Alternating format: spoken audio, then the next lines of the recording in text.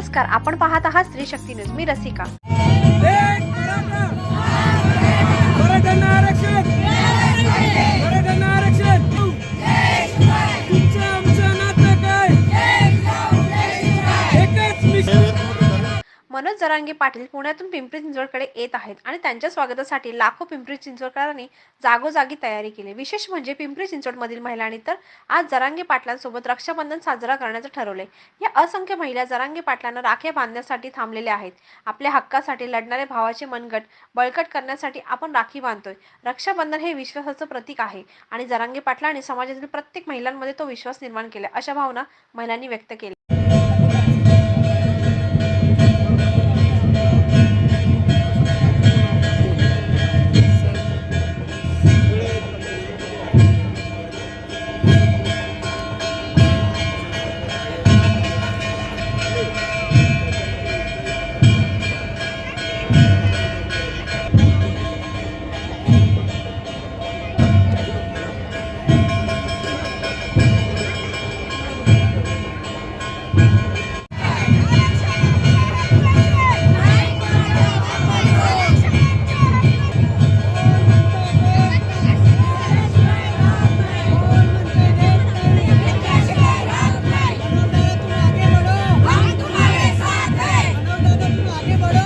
साजरा करताय, काय भावना आहे?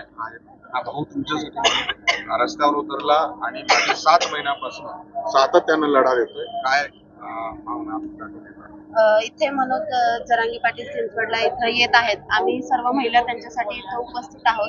तरी त्यांनी आपल्या लहान मुलांसाठी जी पुढची आपली पिढी आहे त्यांना आरक्षण भेटण्यासाठी ते इथे येणार आहेत आणि ते आरक्षण त्यांनी भेटून आणतीलच.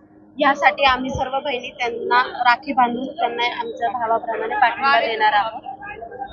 काय ओवाळणीची अपेक्षा आहे आणि त्यांच्या विश्वासाबद्दल सांगा.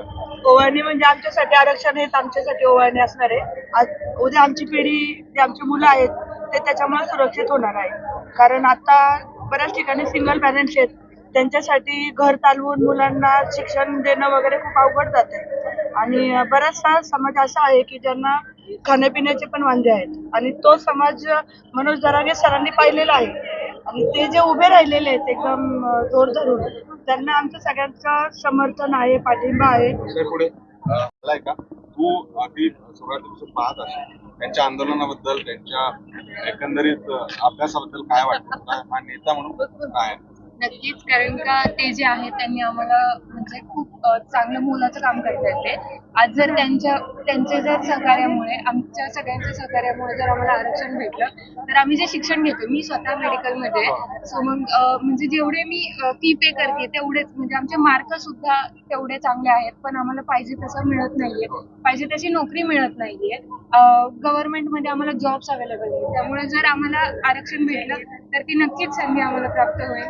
त्यामुळे भाऊ म्हणून तुला ते काय त्यांच्यावर विश्वास आहे? भाऊ म्हणून मला त्यांच्यावर असा विश्वास आहे की माझं एक रक्षण करणार आहेत ते, म्हणजे नाही का, त्यांचा एक पाठिंबा आहे. माझ्या हक्कासाठी ते स्वतः लढतायत आणि ते असेच लढत राहू द्या आणि त्यांना जे पाहिजे ते नक्कीच मिळावं. त्यांच्या जसं म्हणाल की त्यांचं संकट बळकट करणं, एक सर्वसाधारण घरातला शेतकरी आणि त्याच्यामध्ये लाखोंचा कोटीचा समाज मागे उभा राहतो. काय विश्वास आहे तुम्हा सगळ्यांना? आज मनोज जरांगे पाटील यांच्या रूपाने ना पूर्ण तरुणाईला, पूर्ण समाजाला एक आदर्श मिळालेला आहे. माणूस प्रामाणिक असेल, त्याचा हेतू प्रामाणिक असेल तर त्याच्या मागे लाखो लोक उभे राहतात, त्याला सपोर्ट करतात, त्याच्या मागे चालत राहतात.